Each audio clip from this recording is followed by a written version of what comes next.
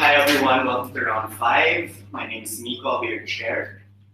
On the motion that we should criminalize the spread of fake news, Brandon.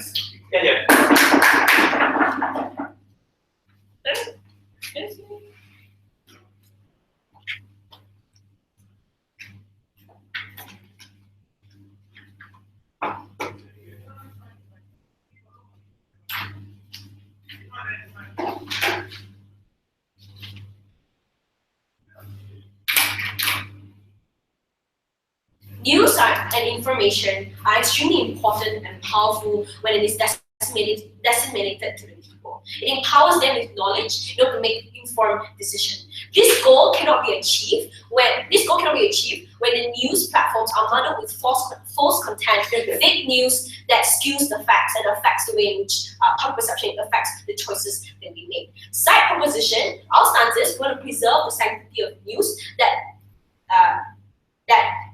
is the benefit that we want. What is the 3 things that I'll talk to you about in this debate? Number 1, what is our model and what is our justification? Number 2, in what instances do we criminalize an act and why is it justified for us to criminalize the act of fake news? And lastly, how immense the gravity of harm if we don't propose this specific portion. Let's go into the model of justification. How are we going to criminalize this act? Number 1, we're going to criminalize 2 persons. The person who writes and publishes this fake news, and the person who shares this fake news.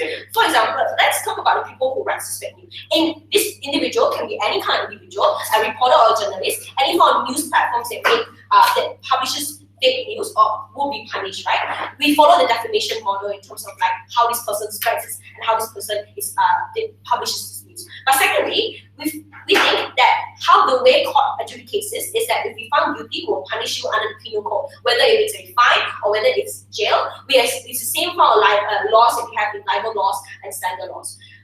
What is the justification then for us to then also punish the individuals that share? We think that people who publishes writes this news and shares this news creates an even larger harm in individuals who write this news. So when a writer intentionally have the knowledge in spreading this news, we think the actus rea lies within these individuals. That means they already have an intention, and then we knowledge that these things are fake because they don't fact check, right? But secondly, why do we then also criminalize individuals who share this news? It's the act of negligence, which is mens rea. We think as a reasonable average individual, when you read a news that has no citation, no references, we think that there is a due diligence upon this individual to fact check, right, as a reasonable person. Why? Because we think that the act of spreading that news also affects other people who read this news, because more people share means they think this news is more authentic, right? So we think that the person who shares this news also has a due diligence in ensuring the news that he shares is not false and that he goes through fact checks. So how we punish these people who share this news is either minimal fines or minimal fines. We don't think that there's a statute in which how we punish this individual. That is our justification to why we do so. So in what instances do we criminalize an act? There's a difference in criminal act and civil act. So in terms of like how we then impose criminal law, is that when there's a big harm towards society, like direct individuals, right? In converse with civil law, where it's person to person, things like rape, things like robbery, things like murder that actually harms the individual. We think that spreading the fake news lies in this instance. Why? They say, for example, this is very parallel to how we also criminalize fake information, right? So, for example, when a company sells a product and promises all these form of benefits, and this individual who buys this product are adversely affected by this product, will also then criminalize these companies, right? Or things like false treatment, like a lot of companies like propose that their treatment of that herbal treatment is a good thing, but then when individuals subscribe to it, they get harmed. These are instances we already criminalize individuals. Or like we also criminalize slander and libel and defamation. We think it's then parallel. Why is it that the act of fake news falls under this connotation? We think the word news has a very powerful connotation. Right? We associate with truth, we associate with something that's a powerful information. It has the ability and the power to affect affect individuals. We think that harm comes in action that's acted. So when you see this specific fake news, it also determines the action and choices that you make. So for example, the reason why Hillary Clinton was affected badly within the election was because people were reacting to the fake news, right? And it had caused her the action. But secondly, we think it's a duty of the government to protect these individuals, and especially as a duty of government to ensure that the society is something that's well knowledgeable and well informed. So then, what is the immediate benefit that we have just by proposing this motion? Number one, we think that it benefits the state as a whole. We think that society is a lot more well informed, and we think that state can benefit that when individuals and people on the ground make informed and make good decisions, especially in political arena in terms of like election, right? So we think it benefits the state in terms of having a more knowledgeable and more informed society. But secondly, the immediate benefit that we have from criminalizing the spreading and writing of fake news is better deterrence. So when individuals see that there's a law criminalizing a sharing of an article or writing of this fake news without fact checking or intentionally sharing or intentionally defaming a political party, or for example, we think that there's a better deterrence in stopping the spreading of this news, because now more individuals will be likely, especially like writing journalists, more likely to fact check, and people who share will then have this due diligence to ensure that the information that they share has gone through reasonable citation, reasonable references. That is why, in instances, we think that in this instance, when it harms the society, we think that it's time to criminalize fake news. Then what is the gravity, what's the immense harm that we have when we don't criminalize fake news and we don't propose this specific model? But before that, yes. So acknowledging that this context exists in the US and hate speech is permissible, what is the distinction there? We do criminalize hate speech because hate speech do affect other individuals, right? So we think that in terms of like criminal act, when you have hate speech, you defame another individual, and that's when you also then criminalize his acts. But let's go back to what is harm, right? There's a spike, let's just call that. There's a spike in fake news. For example, like Obama birth certificate, right? Like even though he published his birth certificate, a lot of fake news was saying like, oh no, he's not American, he shouldn't be president, right? Or like how Trump keeps citing Brett Bart and things like this news are something that's good, and people actually believe it, right? Or like this bizarre allegation that like Obama actually wiretaped like the Trump administration, and all this news keeps circulating. So why is it that when in instances where there's a spike of false news, how do you exactly harm individuals on the ground? Number one, these news are shared widely on social media, on Facebook, right? It goes viral, especially when there's a lot of clickbaits. But number two, the harm is whenever you spread false news, the truth never catches up fast enough. So when there's a large, when the social media is flooded with fake news, we think that in terms of how the truth doesn't catch up, the truth never then catches up fast enough, right? But the societal harm is not only affect individuals who make these choices at election, we think that there's a societal stigma as well, when you have news capitalized on terrorism and saying that Muslims are terrorists, but these news are essentially fake, and it capitalized on the stigma that we have. Alongside government, we are very happy to propose this. Thank you. Leader of all, please.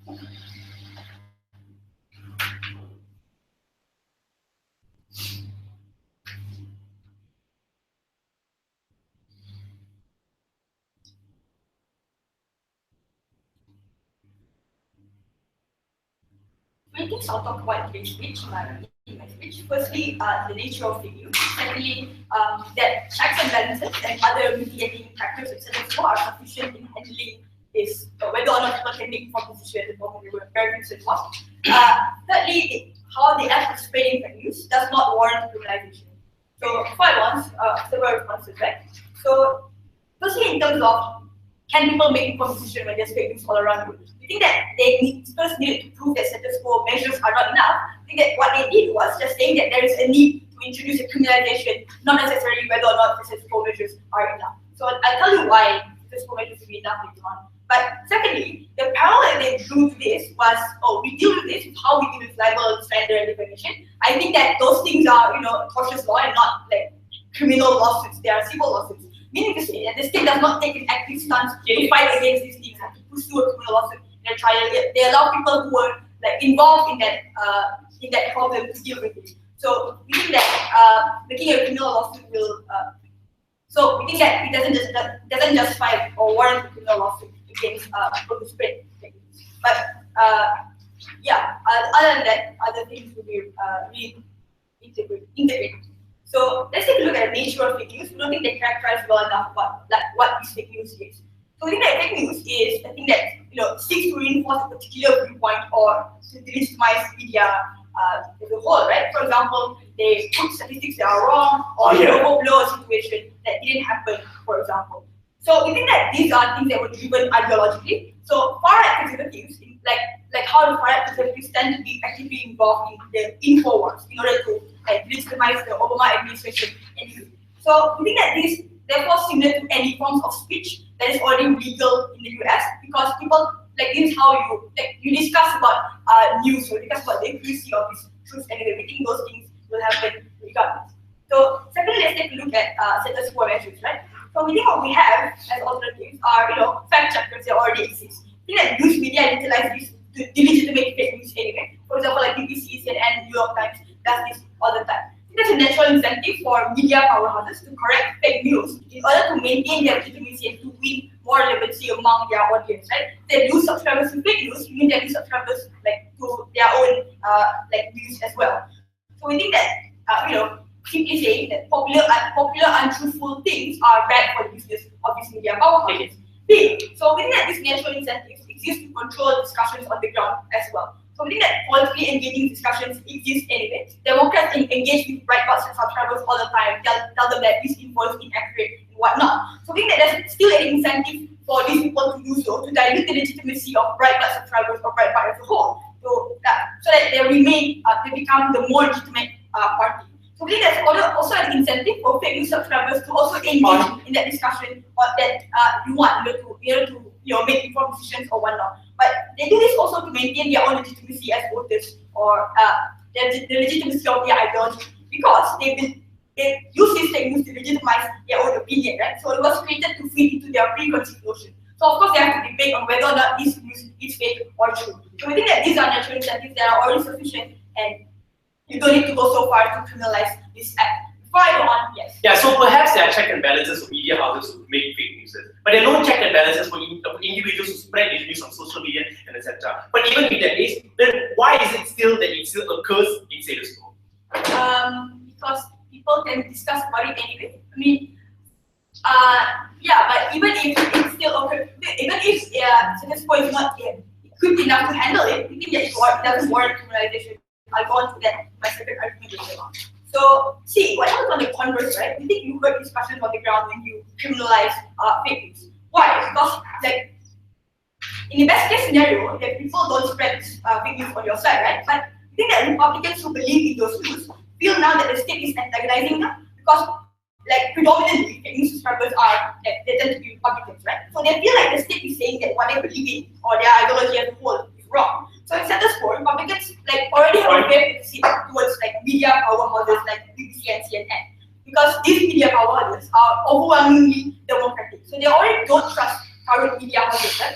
So I think that on your side, they become more conservative and less centrist because so that's why they opted into fake news in the first place, because no one's pandering to them, right? So we think that when you criminalize them, it doesn't signal that this is a wrong thing for you to do. It signals to them that you are not allowing them to express their view. Because we think that even if we allow them to express these views of what they think about these fake news, at least we can still have them in discussions as opposed to them jumping out and isolating that discussion on your side. Secondly, why criminalizing is not proportionate. But sorry, go on. I think you're conflating what is fake news and also contrary opinions. One is based on factual errors that are just not true, and the second is based on... but like I told you before, these Republicans use fake news in order to legitimize and in order to strengthen their opinion. Yeah. So they still have to defend whether or not this fake news is true or not, right? how criminalizing is not proportionate. So yeah, firstly, what makes a crime, right? We think that there are two metrics of for you to decide what is a crime. Firstly, whether that you have a wrongful intention or harmful intention towards other people. We don't think that these subscribers of fake news intended to harm other people. Yeah. They're subscribing to those information, that fake news, because like they believe that's right and believe that's their ideology, right? So we think that just because they spread fake news, they didn't harm anyone as well. So that goes into the second metric of a crime, action, right? There was no third party harm in spreading of fake news. So so in order for you to be criminalized, you have to have a tangible harm or against the state. Like for example, murder and robbery would have a third party harm, right? So that's why the state criminalizes murder and robbery. We don't think that spreading fake news has the same amount of degree of harm on your surrounding house. So B, what happens when you get what happens on the surrounding house? Now that the government cannot assume the absolute best case scenario, which is that no one will ever spread fake news. Because I can see that maybe there's a lower amount of people who do that, but like in that spectrum of people who do still subscribe to fake news, there's severe harm that will befall these people. Why? Because when you share a link of fake news on Facebook, you get a criminal record. Meaning, like, that's because we can't. So even if you have minimum fines, not everyone can pay them. So if you can't pay fine, what happens is that you go to jail or you have community service. And it's very important because it takes some amount of time in your life, some amount of money in your life, right? You think that the criminal record that you give unto these people also affect their livelihoods, affect how likely they are going to get a job in the future, also affects how much stable income you can get in the future. We don't think that this warrants criminalization in this surrounding. Thank you. EPM, please.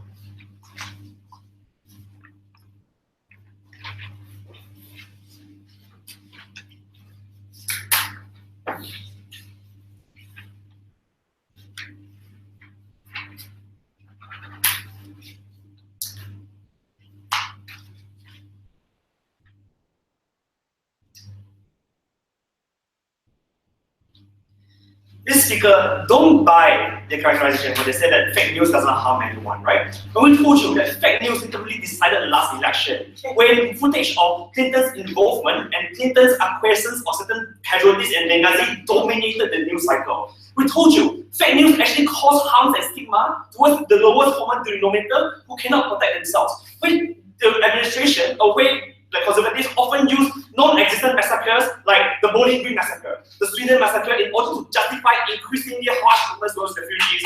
When it harms individuals and businesses, when you have a Pizza Gate 2016, right? Where an individual entered into a pizza restaurant using a shotgun and shot at the table because he heard from some obscure news site that that restaurant was used as a fund for pedophilic activities that was carried out by John Podesta and Clinton administration. We think fake news harms individuals in real ways that are irreversible, right? This site is a site that will want to identify and read out those fake news and stop them at the initial conception. That site is a site that says, well, let's see what happens, let's have this cause, let's have all those harms happen to those individuals, let's see what we can begin later. We don't think they have justifications there. Before I move on to tell you how fake news fostered an atmosphere of distrust towards news itself and leads to poisonous political discussion, and show you the outcomes for all stakeholders, let's engage in a few rebuttals. Firstly, right, they said that status quo is enough. Then the only mitigating factor they gave us was fact checkers, and here's why it's insufficient. Number one, we told you fake news gets shared very fast. It becomes very viral because many times the topics are very clickbaity, right? Like for example, Clinton is in a homosexual relationship with Elizabeth Warren. Those things are things that people want to share. But we tell you, it will reach individuals that you possibly could not track, because you couldn't track who clicked on that link. You couldn't track who exactly will get exposure to that headline. But secondly, for your fact checker to then catch up, number one, it's a speculative chance it will reach the very same people who read the original article and reverse the harm in their minds. Number two, it's a false idea that individual will want to share the truth or debunking that fake news, whether the fake news itself, because more often than not, a headline that debunks fake news isn't as shareable and clickable and don't appeal as much to average sharer audiences, which right, it will never catch up in time, right? But third is, the moment where individuals already share fake news without checking or justifying or whether it's true or not, individuals will often have this bias where they will hesitate to admit that they are wrong because they means that it's a hesitation that you yourself is not an intellectual of an individual or you yourself is complicit in sharing fake news. And that's why we think this fact checkers is not a sufficient mitigating factor and those harms will still exist. But they also talk about discussion, right? They want discussions to happen.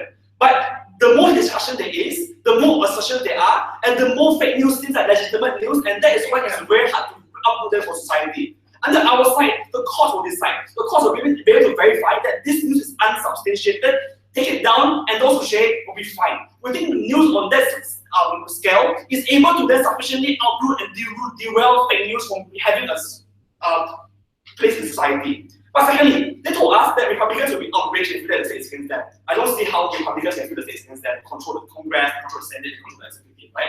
But then again, right? Secondly, we tell you we don't rely on the state or democratic powers alone. We rely on the courts. And even Democrats, even Republicans have to realize that they have individuals on the courts. In fact, they just nominated Yale Boshart, right? But what's the difference here? The courts are able to then objectively verify to see whether the news is whether fake news or not, and they adjudicate based on facts, which is why I think that both Republicans and conservatives will have a certain amount of respect towards the courts, to the point where the courts point out that, look, here are the reasons why these are fake news, and here's why it is liable. Lastly, and this is funny, what they told us, there's no mens rea, you can't charge them, and there's no harm. But we tell you, not all crimes need mens rea. There's something called criminal negligence, right? If you are negligent towards something, an action that causes harm to society. For example, if a public officer is negligent in, for example, certain public works and the system collapses, although he has no mens rea, is criminally negligent for causing harm to all those individuals. Similarly, when you share fake news without checking, without all the rigorous fact-checking processes that Eddie told you, that is when you are negligently causing harm to all the minorities, to society, and to those individuals who will inevitably be harmed by fake news. And that's why we think we have a nexus to deem you justified,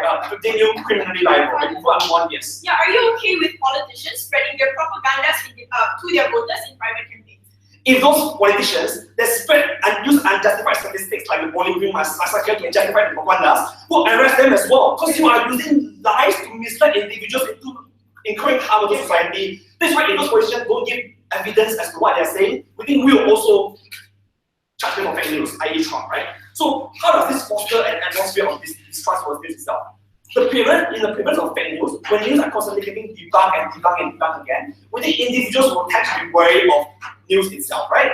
This creates an echo chamber where truths often don't permeate.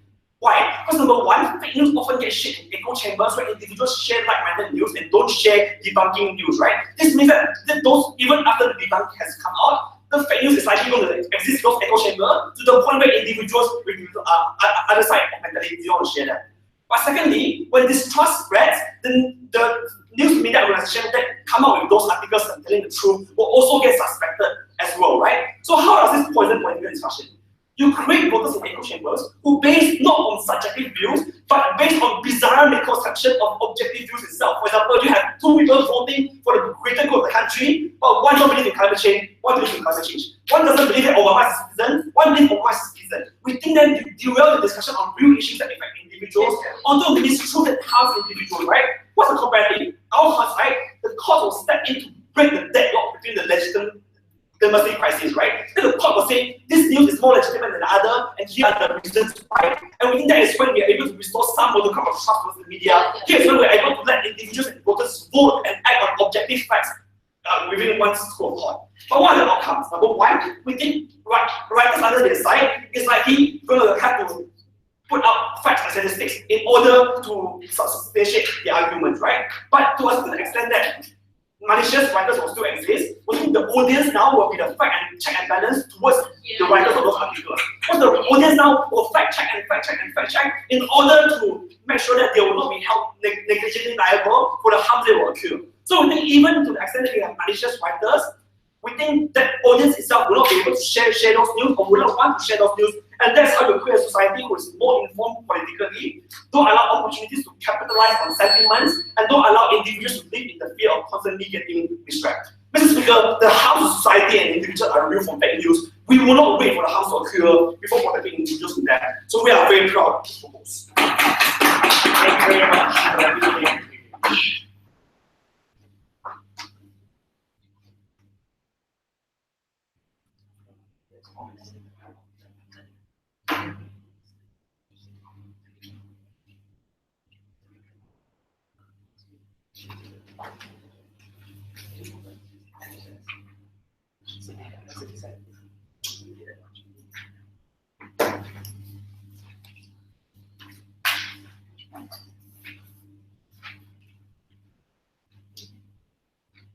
An average Joe living in rural Kansas that has no access to information, constantly having preconceived notions about what immigrants should be, what Muslims should be, what African Americans should be, shares a link on social media, and therefore suddenly was criminalized by the court for spreading information wrong, the fact that he is unable to do so, and in the immense pressure of the societal expectations of a conservative society, and also the fact that he might necessarily believe in those things to begin.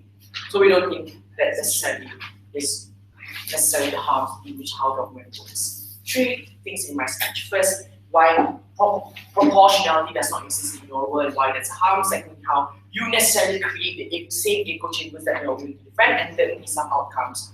But before that, some responses.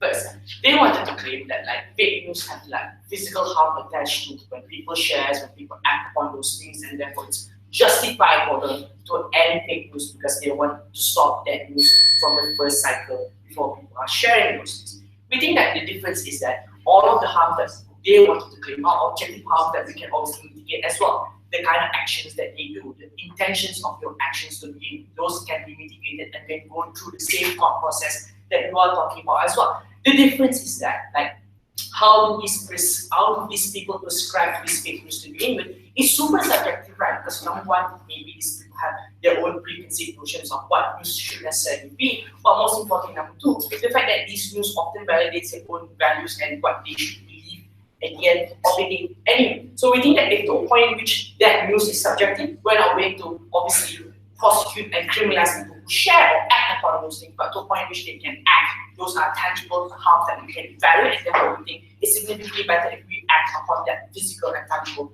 outcomes. Secondly, they also wanted to claim like it's harder for like news media. Thank you. The fact that news media is harder for them to beat the cycle of the fake news because of the clickbaity statements that they have, and people are more likely going to share. It's going to be viral. Therefore, it's harder for fact checkers to keep up with that. If your concern is that obviously news media outlets can obviously produce clickbaity links to how they are wrong as well. So people often subscribe to like what is the preconceived notions of what that news should be. So if your concern is about the ability to not catch up, they can also catch up by introducing the same things that and the same formula as what the fake news is doing. But most importantly, number two, the discussions that come from that engagement is significantly more tangible when you have it, when the fact that people can see on social media where a lot of these discussions occur. Why are you wrong? And the people in support of you and the people who disagree with you can draw arguments about supporting those things. And we think those things are often people are not going to see those things anyway. So we think that people often evaluate and people are rational enough to evaluate the outcomes of that discussion that occurs in that particular link anyway. So we think that people more often link and opt into that. So we think the harm is slightly marginal. Then we think that sure, we can obviously assume that in your world, the court is a better actor in terms of determining speech and whether or not those things are wrong. But we think that it's difficult for courts to assess because number one, this particular fake news often links to people's preconceived notions of their ideologies, their positions in, for example, immigrants and political positions anyway at the day. Anyway, so we think that it's difficult for courts to assess those things in an objective way because different people have different perceptions of what free speech and what free speech to extend to at the end of the day. We think it's significantly better in a world whereby it's more viral. News media outlets can fight for whether or not they are right or wrong in a more public sphere rather than a court system that is significantly unfair. People would want to opt in those things. So usually the people who opt into court decisions are the people who actually care rather than people who opt into social media outlets and people can fight off in those social media outlets. We think it's significantly better if they do that in a sphere whereby it's more accessible. No, thank you. Before I move on, yeah, sure. So your said that fake news are often based on false statistics. So how can the court decide on whether what's false statistics or not, given those are so tangibly true? Yeah, but court processes take a very long time to determine that. You can do it a lot easier if a news outlet can necessarily illustrate better statistics or statistics that is statistically true. I don't see why it's exclusive at your side of the house. Why? Proportionality. They needed to understand the scale of harm. Because sure, they're able to illustrate some examples of how fake news affects people on the ground, but at the end of the day, they also consider that fake news is significantly subjective. So let's say an average Joe, a normal person who often shares those, the fact that number one, he may have preconceived notions, the fact that he might not be able to access different opinions, or the fact that he is forced into opting in those things because of his political leanings and the ability for him to act upon these political leanings. We think it's unjustified for you to criminalize that person because why? The fact that if the alternative is that you can engage with that person and that person can obviously get something out of it, we think that's significantly better if you opt into the alternative. We don't think that criminalizing is so urgent to a point in which you will have to put that person in jail for only that he might not necessarily know the value of that thing at the end of the day. More often than not, you also can see that these people share these things because of the clickbaity news. Or often than not, the people who act upon these news are often the people who think and would want to challenge that fake news at the end of the day. So we think that the people who opt into those things are often people who don't understand the nuances of fake news and more often than not will likely be able to change their minds once news outlets are able to illustrate better data at the end of the day. So we think there is no urgency for you to necessarily introduce this particular criminal liability. But second outcome, echo chambers. It's strange that they would want to argue about echo chambers because the fact is you are going to criminalize these people and therefore people cannot necessarily act upon their political beliefs and therefore I see no reason why they are willing to put their opinions in the public sphere and their opinions need to be defended and their opinions are going to be challenged. What is the incentive structures involved to necessarily have these people who already have preconceived notions of what they believe in suddenly challenge their particular beliefs once necessarily you put a criminal liability upon them? What's likely to happen is that, number one, when the state imposes these things upon them, people are likely going to put themselves dormant. The fact that the state thinks that you're wrong and therefore they are going to only interact with people who are going to validate their own opinions because the state is criminalizing the people who are acting upon the fake news. So discussions don't exist because the fact you're criminalizing them, so no avenue or no incentive for them to engage in that discussion anyway. So sure, in our world, we are unlikely to change with this, but at least we allow them the opportunity to engage with those ideas anyway, so we think that's a benefit. But secondly, we are able to change fence-sitters, right? Because fence-sitters are people who are able to internalize rational things and the discussions that happen, and therefore they are more likely to take a position whereby it's more truthful rather in comparison than the fake news that they are talking about. If we are able to say that we're able to convince more people, we think we win this debate. Yeah. Thank you, Robert, please.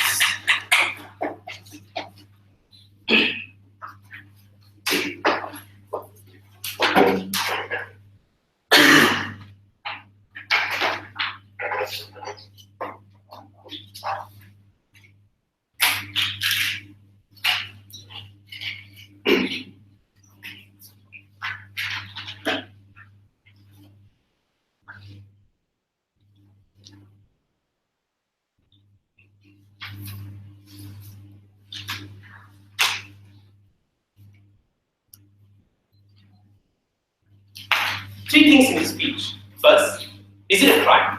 Second, what are the harms of fake news? And third, what is the discussion like on both sides? And which side, considering that this is the biggest argument coming from side negative, would have better discussions that have fruitful outcomes that are actually impactful. First, is it a crime? Perhaps in analyzing if something is a crime, we have to look at the two elements that make up a crime, which is the actor sphere and rent sphere.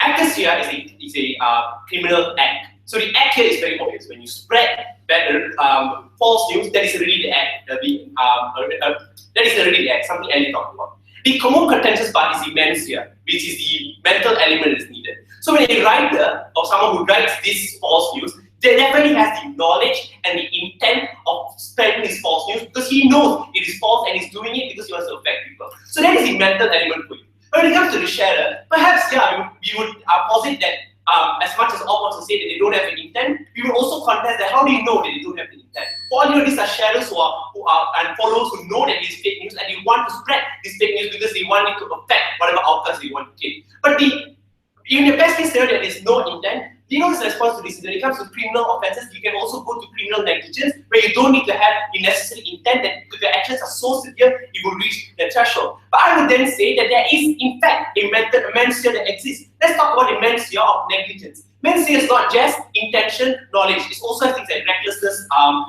negligence, etc. We talk about parents who are punished for negligence of their child because they don't take proper care of their child, even if they don't have the intent of causing harm to their child. The fact that they had a duty and the negligence is enough for you to have this mental element for it. So what was the harm that you did as a sharer, for you to not exercise due diligence? This was something that came out in Alice, which I don't think was tackled on their side. What is due diligence? For you as a reasonable person to take steps to make sure that thing is true. It's as simple as you first looking at the article and seeing is there anything that, any citation or anything that shows it has some credibility. According to this person said this. Or you have something dodgy like this anonymous minister that doesn't want to be named. Like things like this would have a red flag that it could be false. It could be as simple also as you Googling and seeing if any other credible news site like BBC, CNN, Al Jazeera, if all these news agencies are also reporting on the same news that you're talking about. It is legit as simple as that. So please, panel, do not buy into the bullshit that came from a speaker before me. The average Joe in Texas is just sharing it and he doesn't have any intent.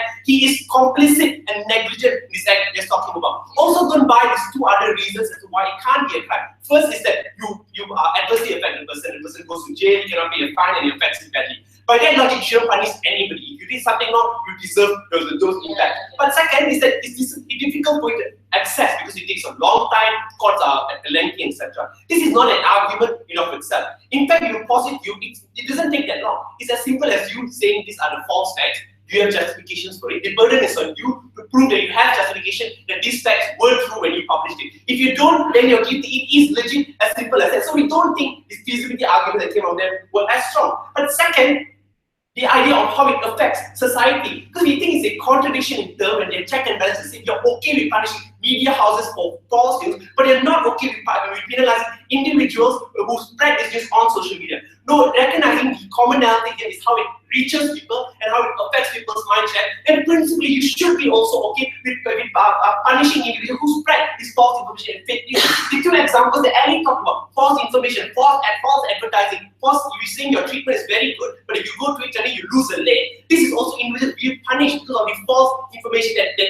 makes individuals make decisions. That's how it adversely affects people. We're very much okay with doing this. I don't think in terms of justification, it's like a negative proof that's why it shouldn't be a crime. Second, in terms of harms of fake news. The first thing we told you is that the connotation that comes with the word news is something that is great. Because people always perceive news as being something that's important and something they should always believe. This came up early on in LSP, there was no response to this. Considering that this is news, it's not even information, but people saying there is a news that the Palestinian Israel conflict is over now, or like there's news that all gay people have HIV and this is a proven fact, but there's no proof to it. These are news that affect how individuals think and form opinions. Let's talk about policies that people decide upon, the election campaigns and etc.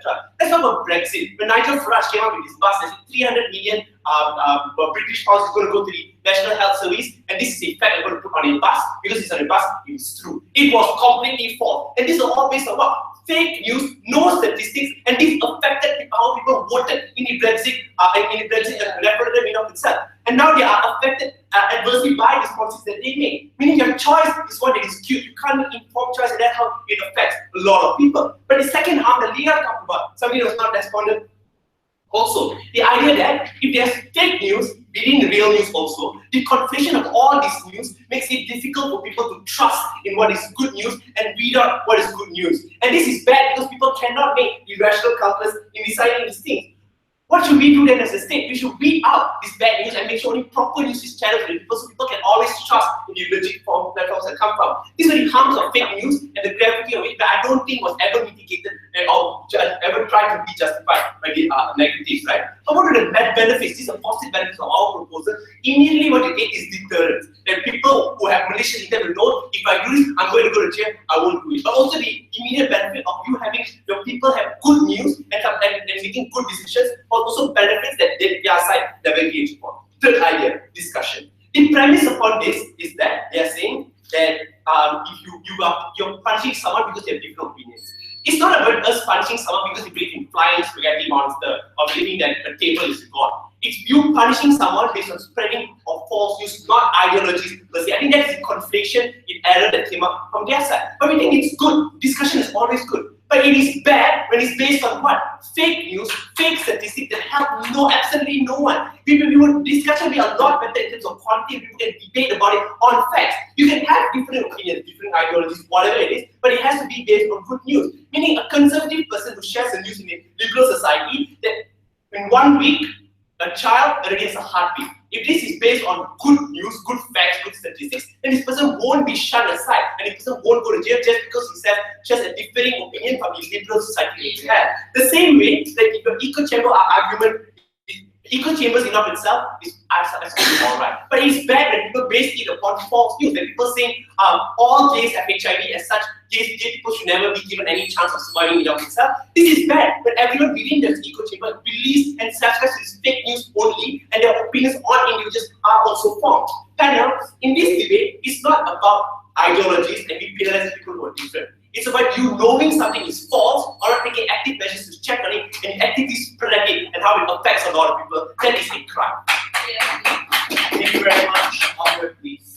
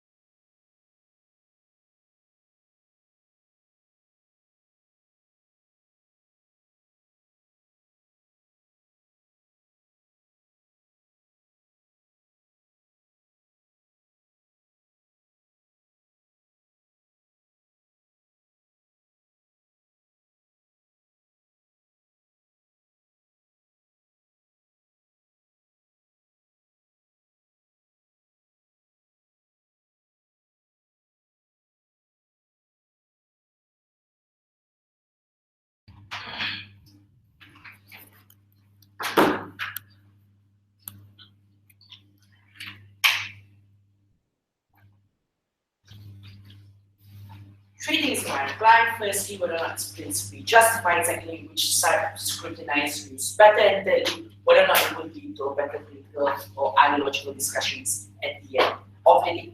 First issue, intention, whether or not it's principally justified. So the side of government wanted to illustrate a world whereby it's due diligence, the fact that you're not working hard enough to fact check this information, the fact that you rely on your own preconceived notions in order for you to share this link and it becomes viral and people opt into the information, so it's true. Without necessarily illustrating in what way is urgent for you to necessarily criminalize those fake news to begin with, or the scale in which how fake news harms other people in the scenario in which they have a tangible harm. We don't see any illustrations from that side of the house. So what did we tell you from the side of modeling? What? We don't think it's proportional for you to be suddenly punishing people who opt into that preconceived notions just because it's what they believe in. Secondly, we consistently told you the fact that it's unreasonable for you to arrest a person that shares just because it's a social media outlet that he or she believes in to begin with. Or thirdly, the fact that we told you it's unlikely for people to change their minds once they are criminalized because you are telling them that they are wrong. It's harder for them to change their positions because you are basically condemning them to a jail just because of their own opinions. We did not see any objections from side of government in terms of, in that scenario, is it still urgent for this particular court process to exist in a scenario A, status quo is enough, but B, no urgency whatsoever at the end of the day. So we think that issue. Secondly, criticism. So in a world government, the fact that is they thought that a court process whereby a court is significantly better to evaluate whether or not it's objective views and not, and somehow suddenly people are able to necessarily rationalize from that and say, okay, I should believe in the court system because the fact that they are the best arbiter in this debate.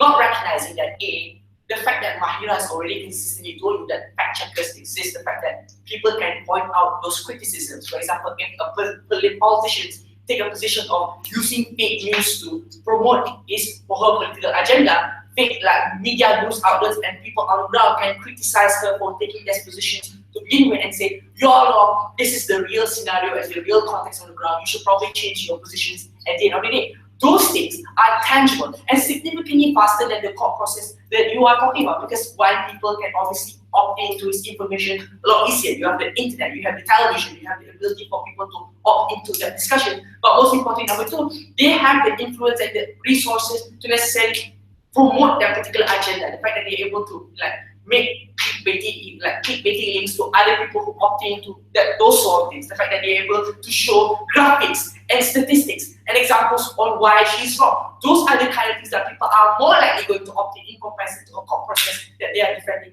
at the end of the day. So if they want to claim that more people are going to change their mind, unlikely, because the fact that they are relying solely on the ability of the court process to be tangible at the end.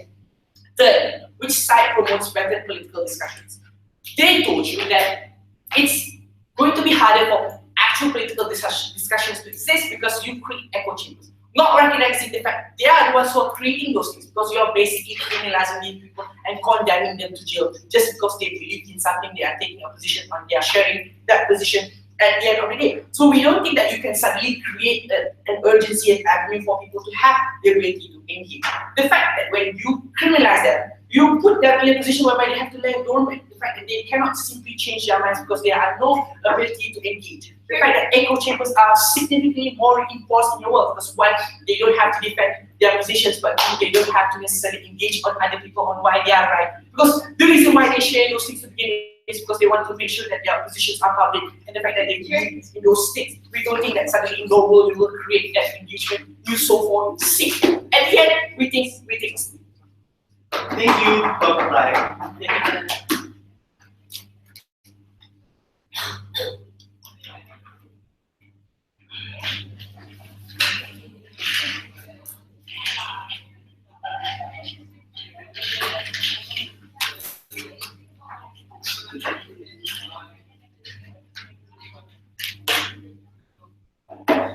Mr. Speaker, in all, there's a conversation between fake news and valid differences in opinions. You can act upon your political beliefs all you want, but the moment you substantiate those beliefs and try to propagate those beliefs with facts, statistics, and news that brings harm to society and individuals, Like for example, if you hate Clinton, you can hate Clinton all you want. But the moment when you spread news that Clinton is running a child trafficking ring in the Pizza Hut, and which caused an individual to bring a shotgun into the Pizza Hut and harm and terrorize customers, oh boy, you have to be held liable for that harm to society, right? A few issues. Number one, are fake news harmful?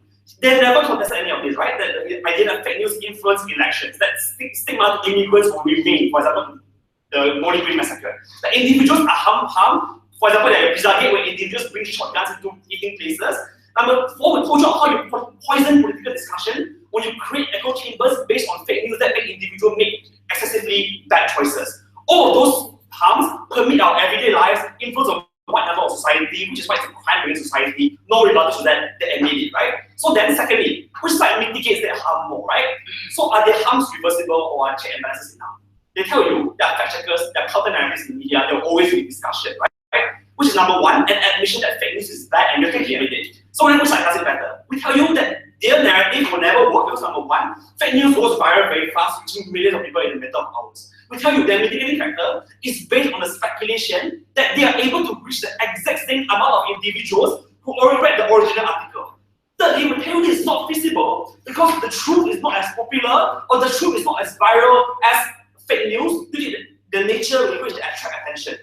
Fourth, we tell you people who originally share the fake news not originally verifying it will also not want to share the same news again to an admission of that they are wrong. But lastly, we tell you when you go into an echo chamber where individuals don't share sites of news from certain media channels, you will never get a chance to rebut those fake news. What did they say? Oh, there will always be discussion. Then again, we are charitable in them not engaging with us, and we engage with them. We tell you that there will be a deadlock created the moment individuals have this general distrust regarding news, right? So when you have a truth coming out, people will say, oh, that's fake news. This is fake news. How do we break it? We break it by saying having the court as an arbiter who is respected by and admitted by both Republicans and Democrats to say this is legitimately fake news and this news should not be spread. So we say only our side gives you a clear way path forward to break out of this deadlock. Thirdly, is compliance feasible? They say individuals like the average Joe in Texas can't check. We told you if you can check it on your phone, you sure as hell can open a few other tabs to check whether it's true or not, right? If you don't do it, then probably you are criminally negligent towards the harm that you can do to society. Then they say, oh, but courts can't access truth or false. We are very generous. We tell you, number one, that these are facts, not opinions. They are very easy as the burden is on the individual that spread the fake news, right? But secondly, they say that the court will take a long time. Only when it's complicated legal issues, right? Even people are saying, does the Bowling Green massacre happen? No. We not told you that this is a simple issue that the courts can judge directly. Thirdly, publicity. They say that court results are inaccessible. But number one, that doesn't rebut the fact that those fake news will be taken down because the court orders it, right? But second, it doesn't rebut the fact that our side create a more conscientious reader base and writer base who will prevent those fake news in the first place. But thirdly, in my speech, I told you, when numerous Facebook users are being jailed and fined or fined for spreading fake news, those are things that will capture the media attention. Four, is there legal justification for criminalization? No, they didn't defend the writers and alright, they dropped that because they recognize that those voters are malicious and those writers are malicious and liable. They only defend sharers. And here's why they are equally liable. We told you criminal negligence and your failure to practice due diligence, that harms the public, right? And all the harms that you mentioned earlier, you are complicit in which your share brings marginal harm and marginal awareness to society.